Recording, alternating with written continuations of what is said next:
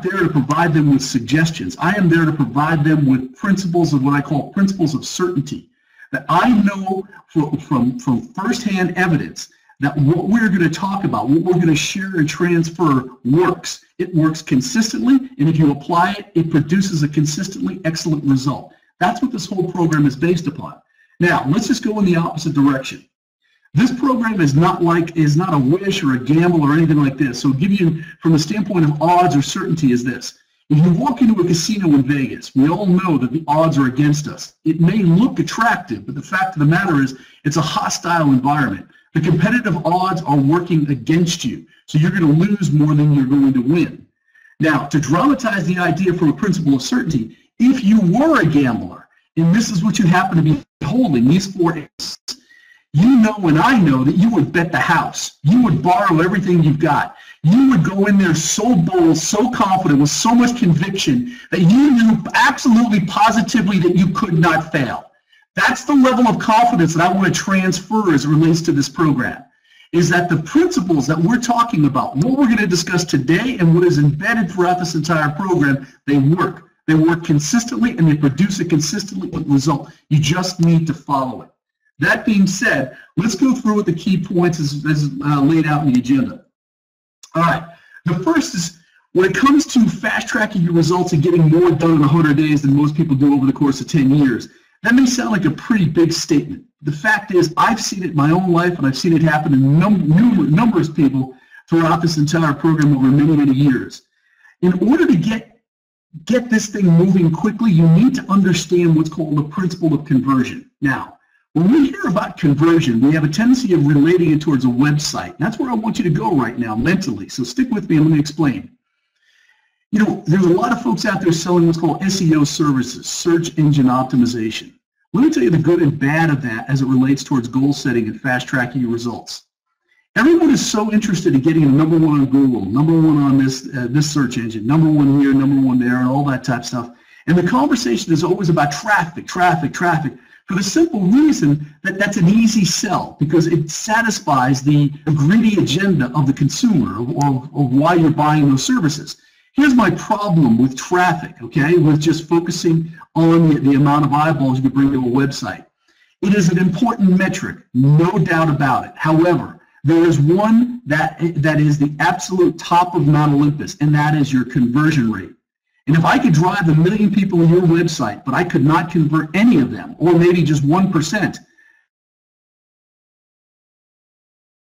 I got news for you. It doesn't matter the amount of traffic that's coming to your site.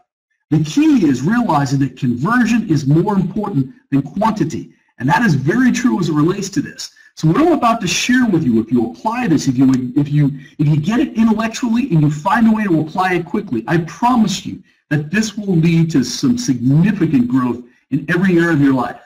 Now, as it relates to your goal-setting activities, conversion rate is the key metric to evaluate the speed and the overall effectiveness of your goal-setting efforts. What I'm getting at here is this, is that you want to get rich fast. You want to solve problems fast. You want to basically get from where you are to where you want to be. You want to do it quickly, so we'll be talking. Now, to do this, we need to understand that there's always 2 games that are going on, and the one that concerns me is the second one.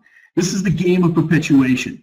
And the fact of the matter is, if you take the time to look at people's lives, because there's one very important law that is built into this program, or should we say just philosophy, which is this: behavior never lies.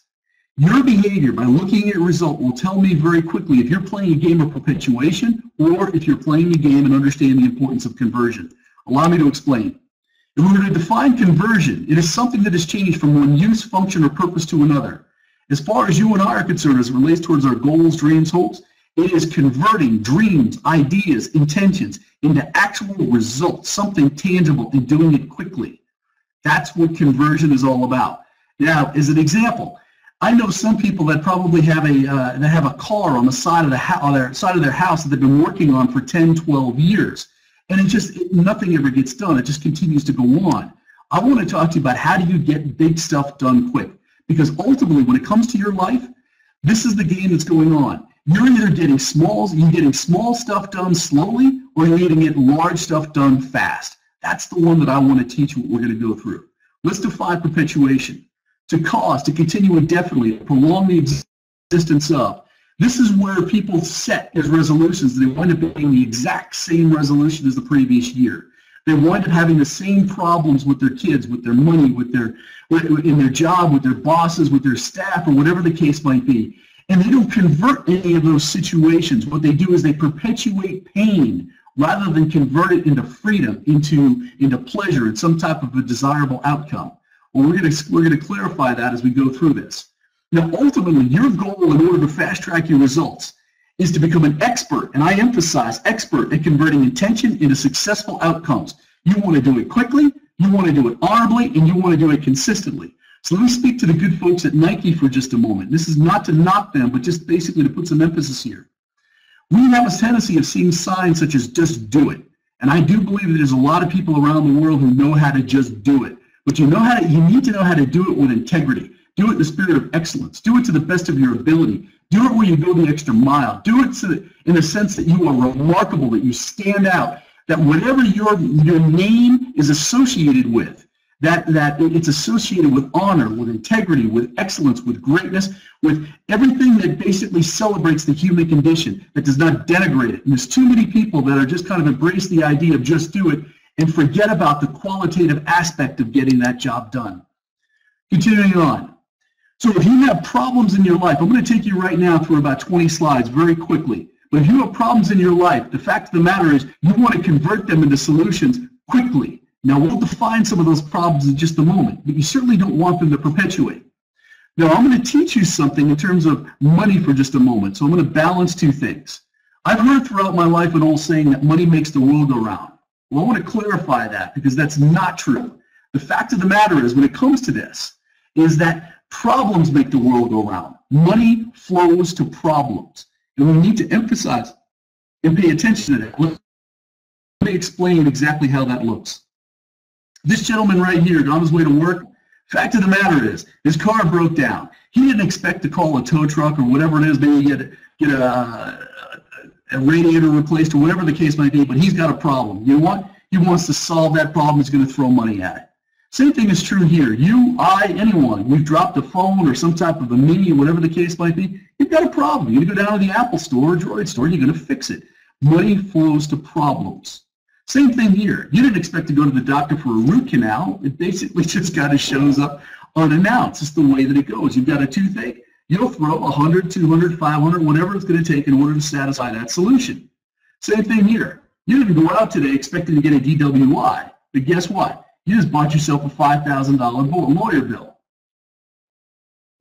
Simply because money flows to problems. It's important, and you want to solve problems quickly. Same thing here. Again, same thing with these poor folks. They've got a problem. They're going to throw money at it. They're going to get it fixed.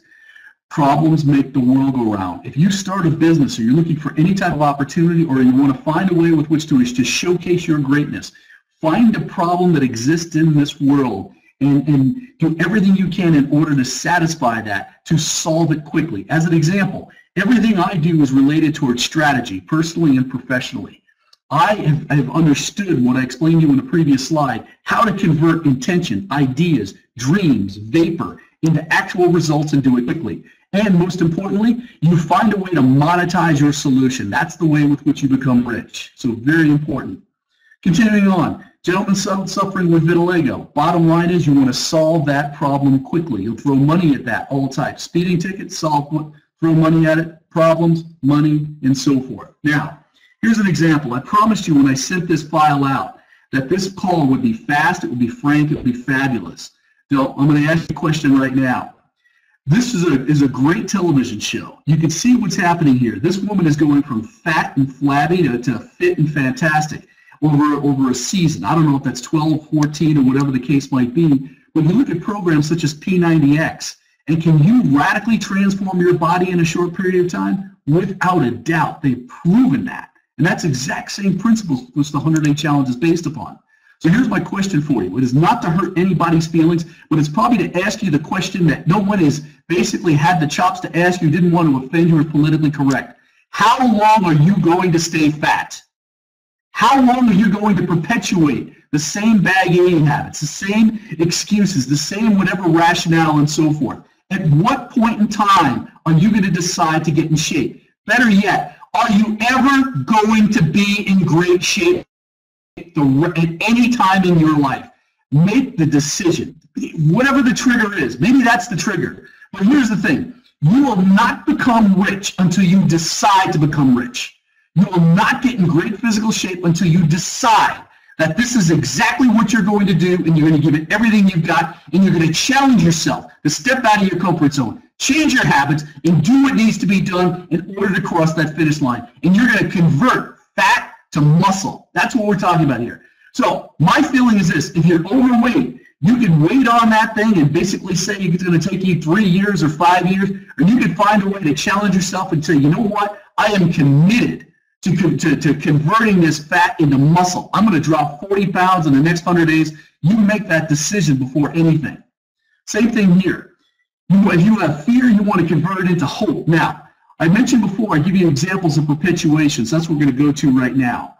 There are entire industries such as newspapers, magazines, you have blog posts, you also have cable TV, news, and all this type of stuff. I promise you, this is even true of your politicians, okay? They are not interested in hope. They're not interested in any of this. They may bottom line is, what they want to do is they want you to get to buy the magazines, to do this, to do that, or whatever. They will perpetuate fear. Just look at the newspaper headline on your local show. Look at any of the news stories that come in. It's all designed to perpetuate paranoia, fear, and so forth. Turn this nonsense off. It's all propaganda and manipulation.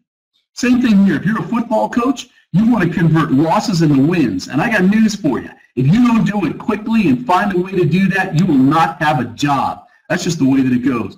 We live in a world that is dependent upon conversion.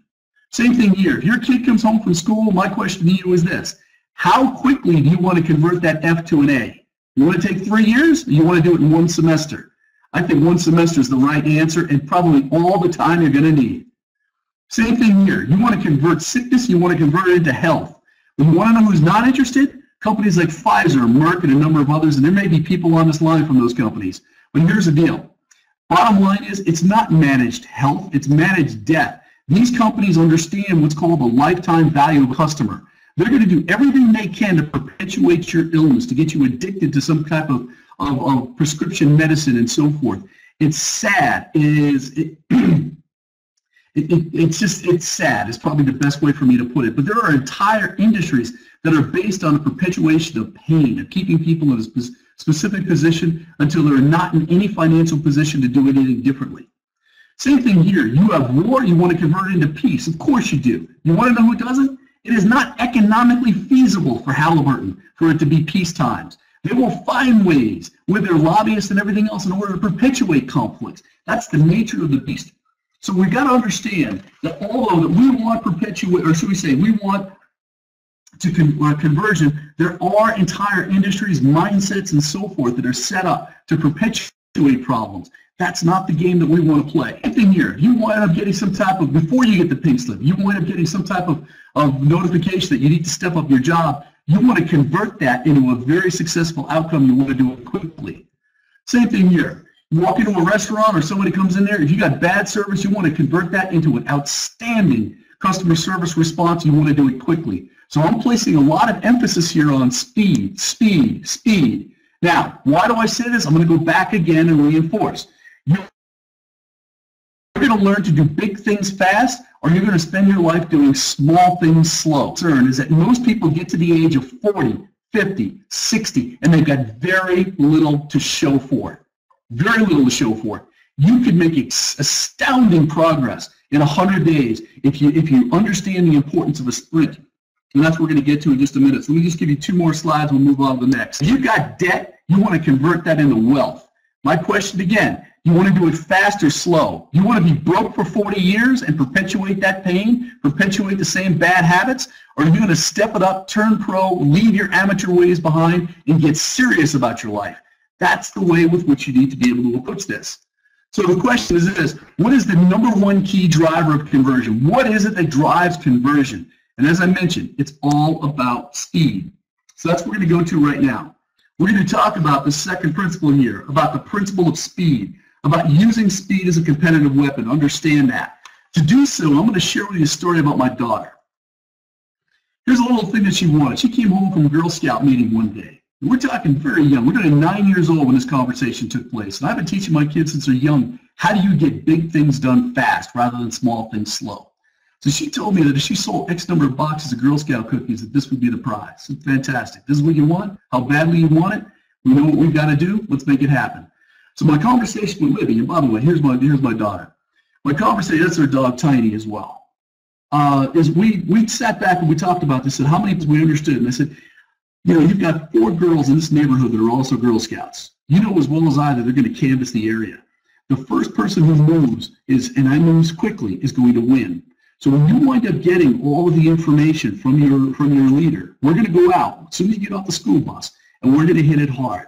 So we made a decision. We basically kind of broke it down, decided that if we could sell 5 boxes at a time to people, we knew exactly what the math was and so on and so forth, the way it worked. Let me fast track this whole thing. By the end of the day, now this is one day, okay, we achieved the goal. It took us about 4 hours. We exceeded it. Called up the Cub Scout leader, told her exactly what it was, and drove over and delivered the information. Woman damn near fell over, didn't know what to do or what to think of it. But this little lady right here that you're looking at, she knows how to do big things fast. Now, this is something you could teach to a 5, 6, 7-year-old, and there's still this 50, 60, 70 years old who still are doing small stuff slow. It's a decision. It is a learned behavior. And if there's something that's not getting the results right now, you need to question that belief. This also is Libby right here, getting her 2nd degree black belt. She's working on her 3rd. She's only 12 years old at this point in time. Each one of my kids has a 1st, 2nd, or 3rd degree black belt at this point in time, along with a number of other accomplishments. They've spent their entire lives understanding the importance of setting goals, of understanding the importance of dreaming big, of taking demonstrable action, of using speed as a competitive advantage, and they literally just continue to raise the bar and set an example for everyone around them. I want to make sure we stress that point. So let's continue on with speed as we go through this. Let me give you 4 or 5 reasons why you want to focus on speed as a competitive advantage. Number 1, slow cost more. It just costs you more money. It costs you more time. It costs you reputational capital. It costs you your life. It costs you your legacy. It costs you everything if you move slow. Just the way that it goes. Now listen, I know that there's a time and a place to slow down and take things easy. You're on vacation and you've got things that you want to do in life, languages you want to learn, you've got books you want to read, guitar you want to pick up, anything. I don't really care what it. Bottom line is businesses you want to grow and so forth, debt you want to pay off. You want to find a way to do it quickly. Now, slow costs more, so let's look at the definition, or at least the way I look at it. Every second, every minute you can take out of an activity, such as closing a sale, responding to a customer, is going to save you time, make you more money, and it basically, more than anything else, it unleashes your greatness. So it is important for you to realize that speed is a competitive advantage, and most people are so inherently slow. So let's look at it from a mission and value-oriented standpoint. When I go into organizations, I have a tendency of looking at what is their current mission statement and what is their statement of values. And here's the comical thing about it. They almost always say the same thing. They just kind of change the rhetoric. But very, very few ever take the time to place speed as part of their value system. They're talking about excellence, they're talking about customer value, and about all of this type of stuff and integrity. And I get it. But here's the thing. Speed is a competitive advantage. Most people do not take the time to realize that this is an intrinsic value that can be leveraged for extrinsic, okay, massive financial monetary gains and reputational gains as well. So what I'm suggesting you do is sit back and get you to realize is that you want to develop a reputation. You want to place speed at the top of the value chain. You want to become to everybody around you that you, your organization, whatever, that you guys respond to things fastly, you move quickly, you drive results fast, and you want to know something? You'll see in just a minute that people will pay for speed. They'll pay a premium for it. Now, very rarely do I recommend different types of, but this is one that stood out for me a number of years ago. Strange way, it changed my life, my entire perspective. The title of this is really unusual. The Best Service is No Service. It was written by a couple of guys who were Amazon executives who built that entire setup. Well, what they were basically saying is this, is that make your product, your service so good, so easy to use, make the end result so fantastic that it doesn't break down, that it delivers what it wants, it over-delivers, whatever the case might be, and you'll never have to deal with customer service issues. Eliminate the need for customer service by delivering a quality product on time and exceed promises. Makes a lot of sense. Now, the whole thing here is your primary goal should be to eliminate the need for customer service. That's a radically different way of looking at things because a lot of companies wind up stacking things up. But let's look at this. You know, this was something that we saw back in the 60s and 70s as Maytag Repairman. This guy basically used to fall asleep, and their value proposition was these things don't break down. They're just that bloody good. It was a great thing, and I think these companies should bring this stuff back. But customer service is only needed when a company does something wrong, when there's a screw-up. And by eliminating the need for service is the best way to satisfy customers. Again, this is just another one of those things I just want to toss in you is these are belief systems. They're going to be values and principles that are shared throughout this 100-day challenge. So your goal should be to liberate your customers from customer service and keep them happy and, most importantly, control cost. Let me just share with you, because I know there's a number of people on here that are in the sales profession. This is something that I embraced about 20 years ago. I made a bloody decision. And you're not going to see me a lot basically going to conventions and a lot of different shows and stuff like this for the simple reason that I made a decision decades ago that I was going to build a 100% referral-based business. It's based on this belief. The best selling is no selling, allowing other people, customers, to do it for you. Your primary goal, if you're a salesperson, would be to eliminate the need for prospecting and selling. Eliminate Facebook, eliminate all of this nonsense and shenanigans and so much that people are wasting their time on. How do you do it? Pretty simple. You make a decision to make a 100% referral-based business. So for anyone on this call right now, I am telling you, if I were your sales manager, or if there's sales managers on the phone right or on this call right now, please listen very closely. You should set a raise the bar. Identify right now what percentage of your business is coming in 100 referral-based, and then decide to bump that up 50, 40% over the course of the next 100 days.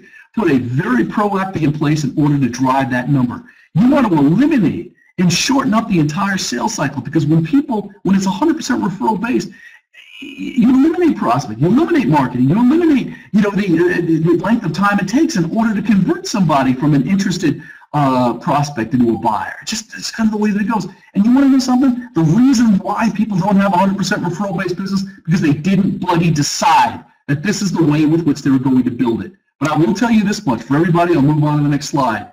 Every professional at the top of their profession has a 100% referral-based business. It is the one common entity of everybody at the top of the pyramid, regardless of the industry that they're in.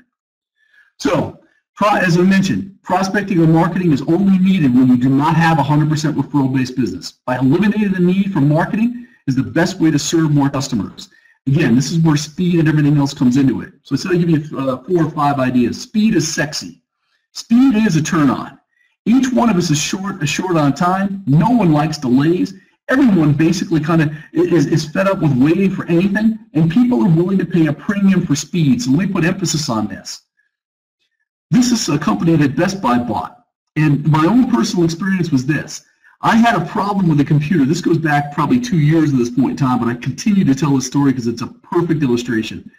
And I was getting on a plane. I picked up whatever this virus or whatever I happened to have in the morning, and I basically said, my God, I got to get on this plane in about 6 or 7 hours. I got to get this fixed fast. So I wound up going, it was on a weekend, I wound up heading over to Best Buy, and they told me it would take about 2 to 3 days, here's the cost, and so forth. And I said, it's just not going to work. And I said, don't you have a premium service? I said, no, this is just it. I said, okay, let me speak to a general manager. The guy came in, and I said, this is your rate. I'll pay you 3 times the amount. I want this back in an hour. Can you place this up to the top of the ladder? He said, absolutely. And what struck me, and what I basically had a conversation about, was people will pay for speed.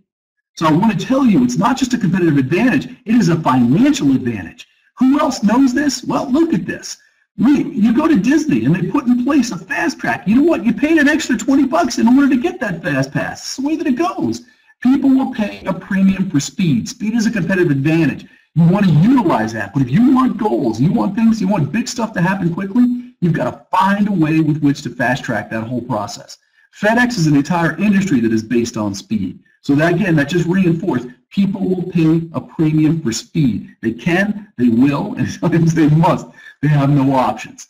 Also, speed is impossible to ignore. From a reputational standpoint, this is fantastic. Well, what it does is this. It brings with it a reputation of confidence, of competency, the ability to execute and get results. And I'm telling you right now, when the opportunity comes for promotions, for raises, for whatever the case might be, if you have a demonstrated ability with which to be able to kind of drive results and do it quickly, it is huge. Continuing on, speed trumps size. Now, in the old world, the old rules were pretty simple. The big ate the small. It doesn't work that anymore, okay? It's the fast who eat the slow. It certainly is true for this guy right here. Bottom line is, speed is, you want to realize that it is a premium. You've got to use it to your advantage. So let me go back and basically discuss this. Let's talk about your mortgage for just a minute. So I'm going to do a summary before I go into the other 3 points. Most people will sign up and take a 30-year mortgage. And we've got these beliefs in this world that basically say you sign up for 30 years, you'll take 30 years to pay it off. Okay? Why not find a way to pay it off in 5? Why not find a way to 3? In order to do that, you need to change the questions. One of the questions I had come up with a number of years ago was, how do I take my annual income, turn it into my monthly income? That's a really interesting question. But before I did that, I had to turn it into my quarterly income.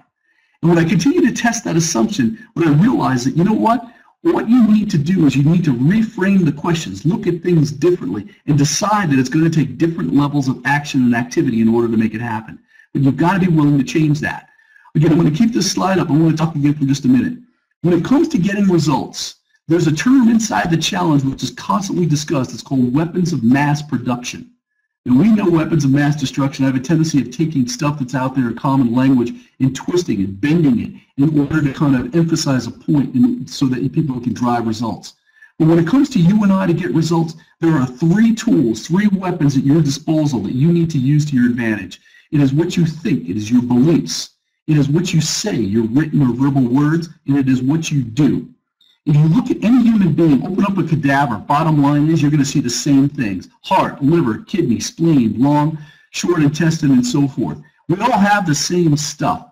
What separates every single human being is what you think, what you say, what you do. Those are your weapons of mass production. As it relates towards understanding the importance of mission and goal orientation, everything about your body has a purpose. Your eyes have a purpose. Your lungs have a purpose. Your kidneys have a purpose. Your small and large intestine have a purpose. Your skin, the toenails, fingernails, everything has a definitive purpose. Yet when it comes to the problems that we have in life and everything else, we don't realize is that our beliefs must have a purpose. That is to build us up, to give us confidence, to make us feel bold and courageous, not to corrupt us, to marginalize us, to minimize our potential and go to our graves with our potential still in us. Bottom line is your beliefs are going to work for you. One of the principles you'll learn in the 100-Day Challenge is what I call a fortress of beliefs. How do you build a fortress, a mental fortress, just like people used to build in the olden days? They used to build a fortress in order to keep the bad guys out. How do you keep the things out? How do you build your mind so that it's impenetrable? So you have an indomitable spirit, so that nothing to slow you down will stop you, spook you, in any way inhibit your performance. You need that level of an indomitable spirit, of mental toughness, of mental awareness in order to fast-track your results. If you don't have it right now, I promise you, unless you are engaged and presented with new ideas in a different way and challenged to get outside of your comfort zone, you will continue to perpetuate the same results that you've done year after year. From a standpoint of words, let me give you an idea. When people say anything after the word I, if you say I can't, I won't, I'm afraid, it's like I can't remember names. I always screw up on tests. The word I is the most powerful word in any language. Anything that follows the word I seals your fate. It is a declaration of what you can or cannot do, or what you will or will not do, just the way that it goes. You must be very careful of your written and spoken words, because what that does is, it is nothing more than a verbal or a written manifestation of what's going on inside your mind. And the same thing with your actions. Every action that you engage in, every choice that you make, I want you to think about the statement. Every choice you make must have a purpose, and that purpose is singular. That is to move you towards your goals. Everything you put in your body from a food or water or a liquid standpoint should be to provide you with health and energy and longevity and flexibility and stamina. Anything else you put in, it compromises those things. Anything that you put into your body from the standpoint of food, water, anything along those ways. So it's really important. But any action that you take is going to take you towards your goals or take you away from them. We teach in the 30-day challenges that everything that you think, say, and do counts. This is why I sign every one of those letters. Everything counts. Everything has a direction, no matter how small it is. And the fact is, most of the decisions and things you do in life are small. So we've got to realize that everything takes you towards or away from your goals, and realize that the big tools at your disposal, your weapons of mass production, are what you think, what you say, and what you do. And I promise you, when you sign up for this program, all of those things will be pointed in the right marching order. So let's look at the next component. I told you I'd give you 5 things as we go through this. This is what I call the principle of relevance. Is often a number of questions, or what are the things I can learn from this program in order to improve my career, improve my position? Well, again, you need to have different mindsets, different beliefs, different ways of looking at things. That's what I'm going to go through pretty quickly in about 6 or 7 slides, but I think you're going to find a lot of value from this. What you want to do is you want to stand out in the crowd. Your goal should not be to fit in. This is one of the biggest problems I have, and even raising 3 young kids at this point in time. They want to look like their friends, wear the same clothes, and a lot of this nonsense.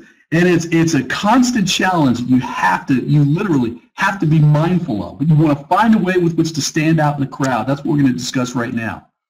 Now, this is a great saying. Again, it's built into one of the modules in the program, but you want to leave a mark, not a stain. You want some type of a level of significance. You want to leave a mark, almost like a branding mark. When you see on a piece of beef or anything along that way, that it is a marker, a symbol of excellence. You want to leave a stain on your reputation. So I want to discuss that as we go through these next few slides.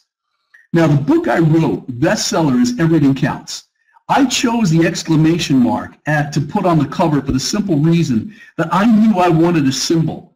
I wanted a symbol that represented excellence, and an exclamation mark is perfect, because let me tell you why.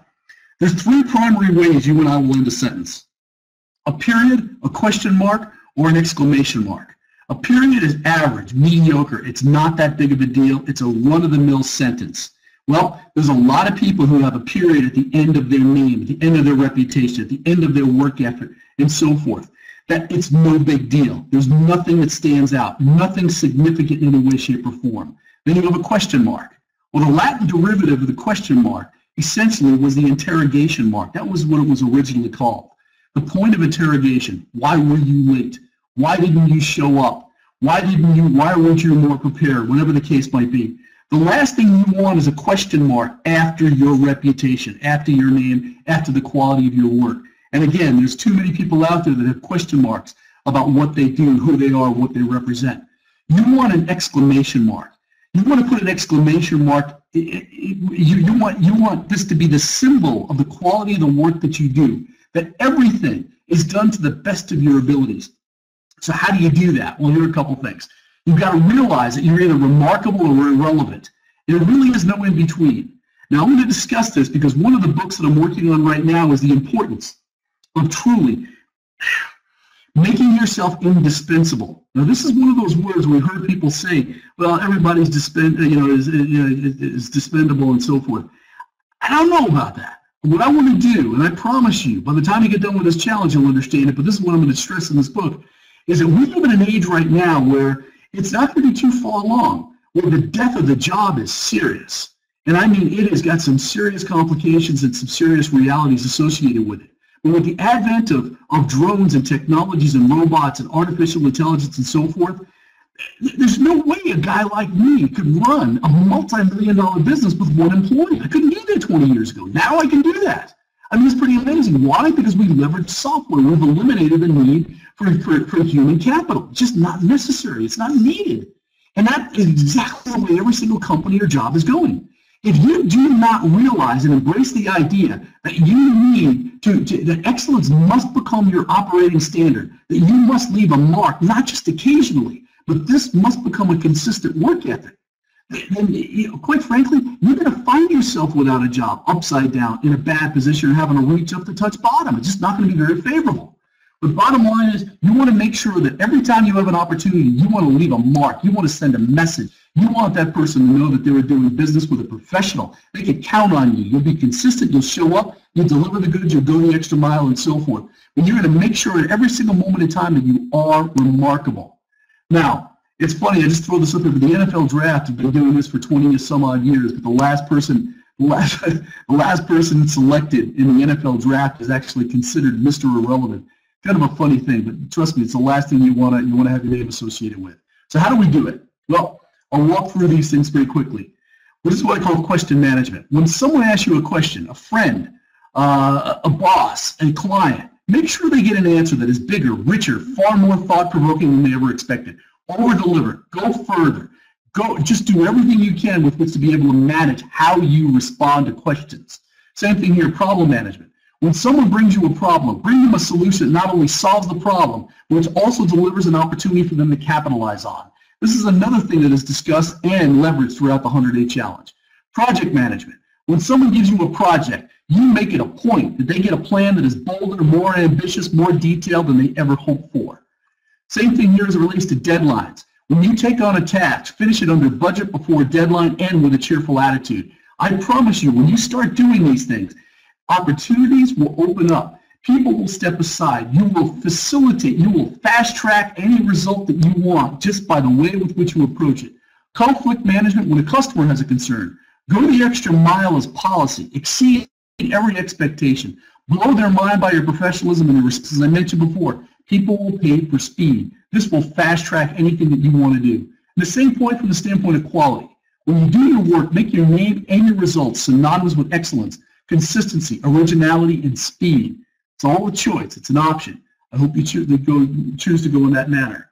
If you've got a meeting, if you really want to expand your opportunities, when you participate, show up on time, fully prepared, anticipate questions, contribute ideas with clarity, conviction. Now, I'm also going to state this, because this is not something in this presentation other than what I'm going to basically kind of go with right now.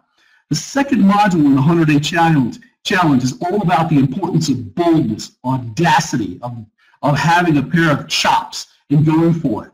Bottom line is this: most people are meek, they're afraid to ask, whether it's for advice, directions, for questions, or for whatever the case might be. But bottom line is this: is that you need to look at this new year, you need to look at whatever time frame of reference it is, and you've got to decide that you're going to take a bold, aggressive approach.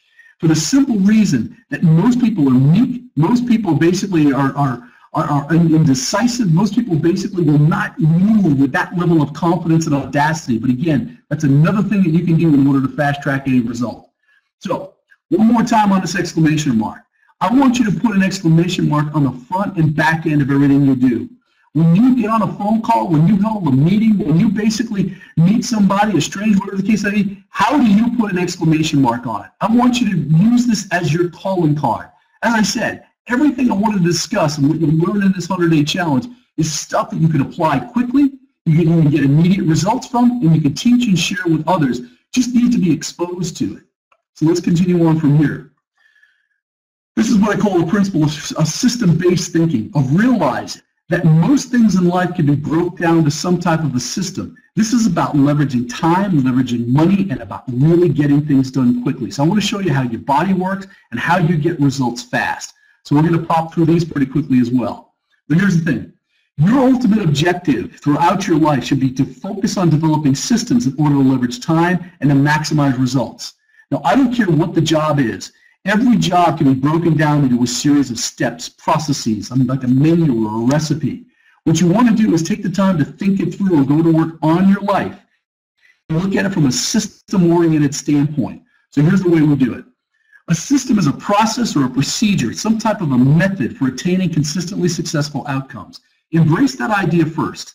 So again, as I stated at the very beginning of this presentation, what you're looking to do is you want to create consistently excellent results. You want to be able to generate what a system does. It is a process, a procedure, a method for attaining consistently successful outcomes.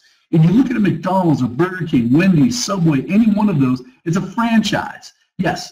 And when you sign up and you pay $1 million, whatever these things cost, Yes, you're buying a whole bunch of different things. You're buying the name and you know, the reputation and all this type of stuff. But you want to know something? Most importantly, what you're buying is a proven success system. So let's go back to the opening slide where I gave you the odds, the principles of certainty. That the principles of certainty are in play with a franchise, because if you follow the system, you are virtually guaranteed success. What you want to do is look at it in your life and realize that, you know what, whatever the job is, find a way to systemize it. You save yourself time and money. By doing that, by creating systems, it allows you to free up your time and creative energy in order to do things. And if you can create the system where it basically goes again and again and again, extraordinary. Let me use myself as an example. Right now, we've got 32,000 plus who signed up for the 100-day challenge in the last couple of days. That's a huge number.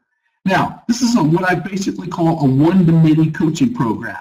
I am not on the call. I've created the videos, put the system in place, hired the right people, all this type of stuff, and turned it into a system, a process, a procedure, a method for attaining consistently successful outcomes.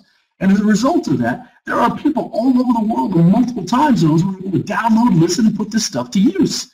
So when I talk about this idea of practicing what we preach, that's exactly what's going on here right now. So let me give you some evidence of this. This guy's name is Ron Popeil. He is considered by the Guinness Book of World Records the world's greatest salesman. He sold somewhere in the neighborhood, him and his family, like over $5 billion worth of product during the course of their lifetime. With this little chicken thing here, this chicken rotisserie, he had a famous word for a recent infomercial. This is his phrase: set it and forget it. Once you build it and identify it and you know that it produces a result, set it and forget it. And that's what a system-based approach goes. So let me show you what I mean. This is what's called the set it and forget it system. You don't even think about this. You want the end result. The end result is you want a beautiful green lush lawn.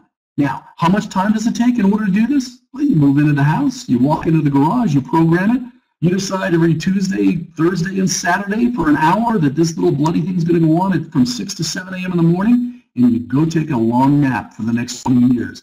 This thing will work. You set it and forget it. It doesn't require any additional time. It's just taking a systems-based approach. It's looking at it very methodically. And you can go out there with the hose, the garden hose. I remember when I was a kid, my parents used to have me stand out in the yard there with a garden hose if the sprinkler thing wasn't working, or you move that thing around the yard a couple of times. But it's a smart way to go about doing it. You want to approach all of your projects the same way. In your house, you have a burglar alarm system. Set it and forget it. 4 digits, put it in a chronological order, bang, off you go, it works. Same thing here. We have a solar system. We have a urinary system. By the way, your body has 182 unique operating systems. They're all designed to get a consistently successful outcome.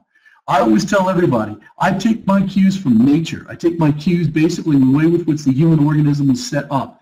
It's really amazing if you take the time to look at it. But we've got an ecosystem. We've got a physical and psychological immune system. Go through that. You've got a central nervous system, cardiovascular system, human digestive system. Once again, they're all designed to produce a consistently successful outcome. Same thing is true with your female reproductive system, your skeletal system, and all the others. Your job, more than anything else, the same way you've got a Windows operating system and a Mac operating system, is you want to create, and this is what I built into the 100-day challenge, you want to follow a goal-setting system, a methodology that produces a consistently successful outcome. There's not a better one in the world than the 100-day challenge. That's what that whole program was designed around. Before I get into this last piece, let me give you a little historical perspective as to where this program came from, because it was birthed, it was born out of necessity. When I was in my early 20s, it was 2 years into college playing football. I thought I'd wind up basically playing pro, and I ripped my shoulder apart. Couldn't play anymore.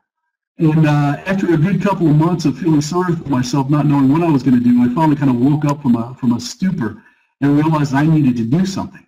You know, I've been an entrepreneur since I'm a kid. The way with which I was brought up, family didn't have a lot of money. Anything outside food, water, and shelter was pretty much go find a way to get it yourself. So whether it was paying my own car, anything that I wanted to do, I was pretty much learning the importance of self-reliance at a very early age. Let me fast track that up basically to my early 20s. I started a business. I worked for this one company as an internship, but I started a business which is the first long-distance phone business for the collegiate market. It's called Collegiate Telephony Services. And when I say the 100-day challenge was birthed out of necessity, I had school to take care of, and I only had maybe a day and a half with which to be able to get results. And what I started to do was what I call a maniacal blitz, was that I would use my face as my one day that I would go out and basically drum up business. And the way I did it, I was fast and furious. I mapped out a couple of days before exactly where, with buildings, with frat fraternities and so forth, how I was going to go about doing it and everything else. And I attacked it like a lunatic for about 6-7 hours. And I was making more money when I wanted talking to other people in terms of what is an average rep was making more money in just that one day, just a few condensed hours than most people were making over the course of a month.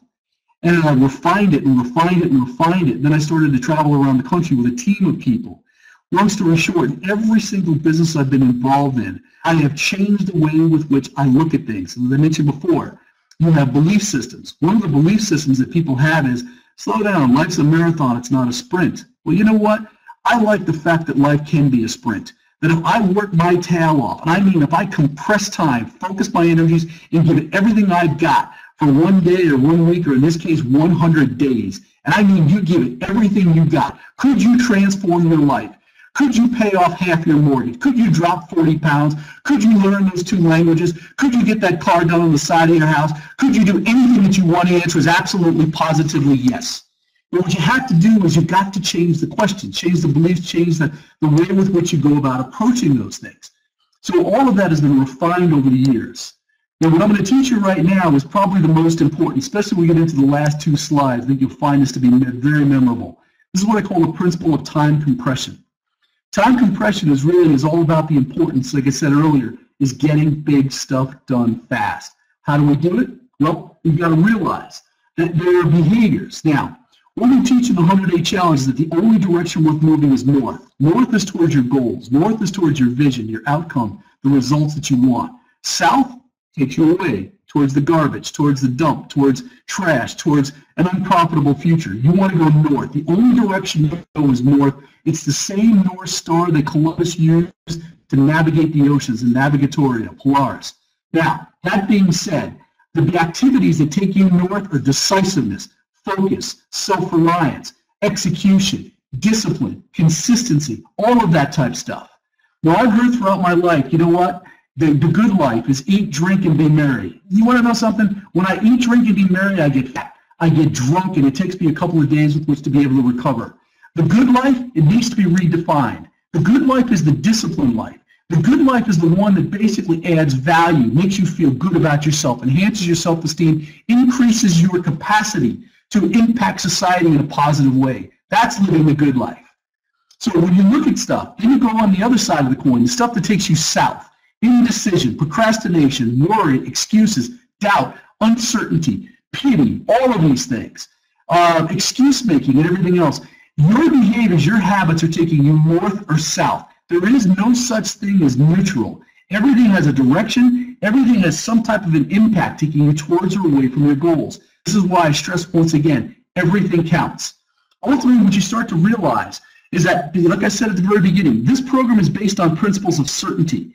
I am 100% certain that if you engage in discipline, focus, execution, okay, all of these unique variables that drive you north, that you will fast track your results. And I am also certain that when you engage in indecision, procrastination, blame, doubt, and all this other stuff, it takes you south, that it compromises your position. The only direction worth moving is north, and you want to go north fast. You want to go as fast as possible in order to get this done. So every action you engage in is either compressing or expanding time.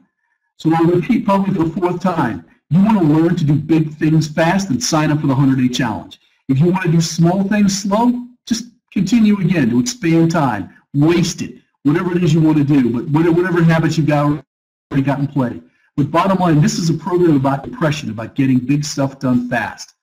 So you want to focus on the highest and best use of your time. So how do you do that? Well, this is the term in real estate. So let me give you a couple of visuals. You'll see this here, but time is an unrecoverable asset. I'll discuss that more in length in just a minute on the pig.